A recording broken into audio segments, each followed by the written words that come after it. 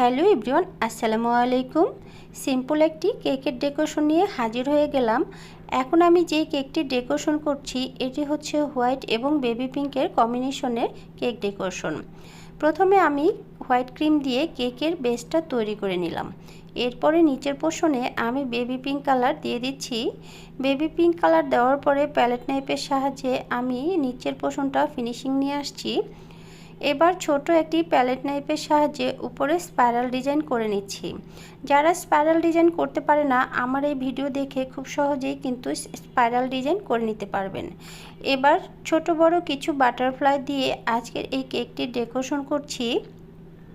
Butterfly দেওয়া হয়ে গেলে এর উপরে আমি কিছু হোয়াইট সুগার বল দিয়ে দিচ্ছি।